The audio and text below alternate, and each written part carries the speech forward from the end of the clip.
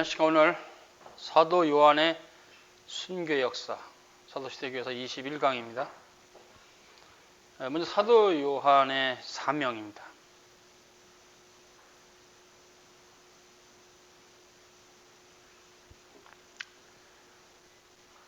사도 요한은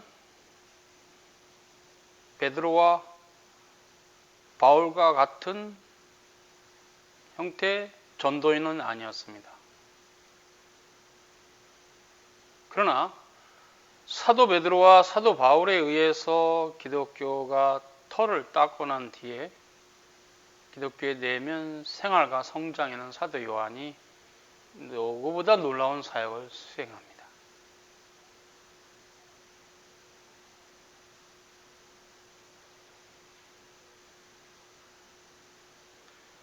그래서 사도 요한의 서신에는 교회 정치, 예배, 의식에 관한 진술이 없어요.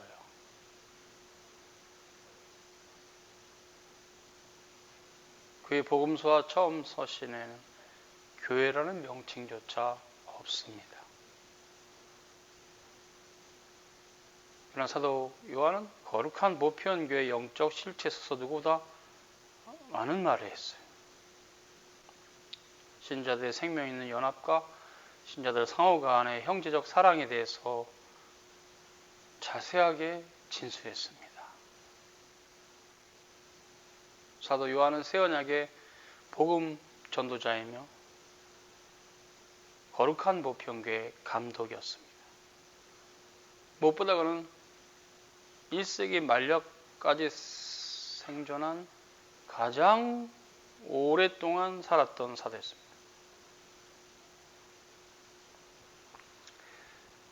사도 요한의 간략한 생애를 보면요, 사도 요한은 세베대 아들이며 사도시대 첫 순교자였던 야고보의 형제였습니다. 그는 예수 그리스도보다 대략 10년 정도 어렸을 것으로 추정되는데, 고대 전승에 의하면 로마 제국 황제 트라이전 시대에 살았다고 합니다. 그의 나이는 대략 그때가 98세. 사도 요한은 사도 베드로와 안드레와 빌립과 같이 갈릴리 베세다의 어부였습니다. 사도 요한의 부친은 하인을 거느릴 정도의 부자였고 어머니는 귀족 여인들과 교제한 귀부인이었어요. 사도 요한의 어머니는 예수의 공생의 기간에 주님을 후원하였고 마지막 주의 십자가 곁에 있었으며 열린 무덤을 처음 발견한 여인들 가운데 있었다고 합니다. 사도 요한은 대제사장과 친분이 있었고 갈릴리와 예루살렘에 자신의 저택이 있었으며 그는 그 저택에서 주님의 명령을 따라 주님의 모친 마리아를 모셨다고 합니다. 그러나 사도 요한은 사도 바울과 같은 랍비의 교육을 받은 사람은 아닙니다. 안드레와 함께 세례 요한의 제자였으나 세례 요한이 예수께서 그에게 다가오시는 거 보고 보라 세상 죄를 지고 간 하나님의 어린 양이라 이렇게 말하자 즉시 예수님을 따릅니다. 그래서 예수님의 제자가 됩니다. 사도 베드로가 공적인 부분에서 예수 그리스도를 드러내는 일을 했고 또 그런 분에 많이 알려져 있다면 사도 요한은 사적으로 예수 그리스도와 친밀했다고 볼 수 있어요.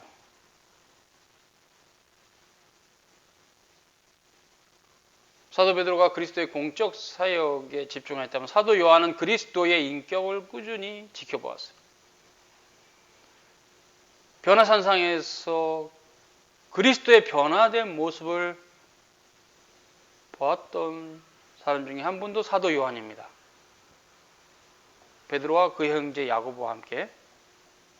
그래서 예수께서 세상을 떠나실 때 그의 모친 마리아를 사도 요한에게 맡깁니다. 사도 요한은 마지막까지 십자가 근처에 남아 있었고 예수께서 부활하신 날 새벽에도 사도 베드로와 함께 무덤으로 달려갔던 사도였습니다.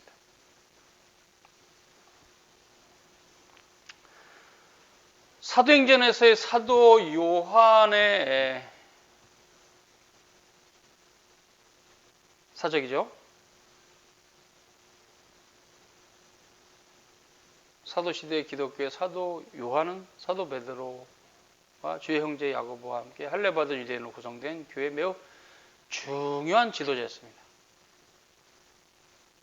그에 대해서 사도 바울과 바나바는 이방인 교회를 대표했죠.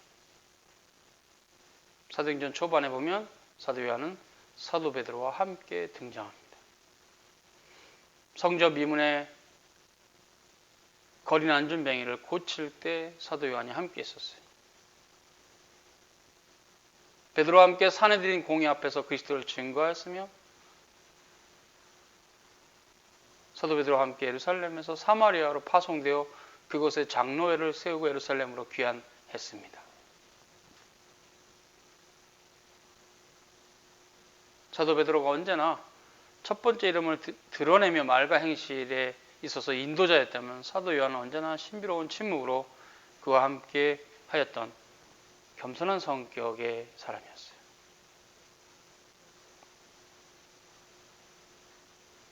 이제 말년의 사도 요한입니다. 사도 요한이 언제 소아시아로 이주해서 에베소에 정착했는지는 알 수 없으나 주후 64년경 사도 베드로와 사도 바울의 순교 이후에 자칫 동요될 수 있는 기독교회를 보존하고자 당대 여러 교회들의 거점이 되는 에베소 교회로 이주한 것입니다.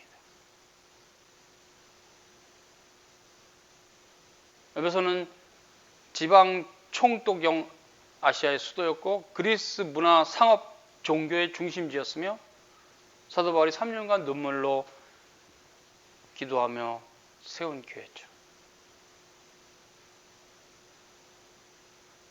그러므로 에베소 교회는 모든 정통 기독교와 이단 기독교의 모든 세력이 그것에 결집했던 곳이었습니다. 에베소 교회는 사도 바울과 사도 요한의 수고로 1세기 후반에서 2세기 상당 기간 기독교회사의 주요 무대가 되었습니다. 무엇보다 사도 요한의 저서로 인해서 1세기 마지막 30년 기간은 비어있지 않고 2세기와 3세기의 교회와 연결해주는 가교 역할을 합니다. 그래서 에베소 교회에 있었던 사도 요한의 가르침은 속사도 시대의 교회에게 신학적 토대가 되었습니다. 반모섬에서 사도 요한입니다. 사도 요한도 전도를 하다가 로마의 황제 앞에 붙잡혔고 그 황제는 도미티아누스입니다. 황제는 당연히 예수를 부인하라 했을 것이고 사도 요한은 부인하지 않았을 것입니다. 그래서 그에게 내려진 형벌은 독배를 마시는 거였습니다. 먹으면 다 죽지요. 사도 요한은 그 독배를 다 마셨고 살았습니다. 도미티아누스 황제는 그를 신으로 여겨 죽이지 못하고 반모섬에 유배시킵니다. 그 반모섬에서 신구약 성경의 마지막 문헌 요한계시록을 기록합니다.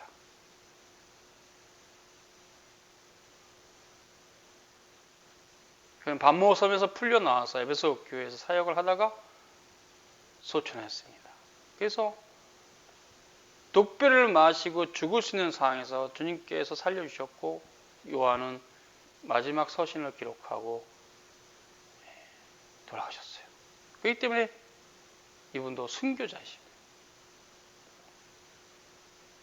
그 순간에 순교가 됐을 뿐이 없는 순간에 살아나셨다는 것이지 독배를 넉넉히 마시고 죽을 각오를 하셨던 분이니까 순교자죠.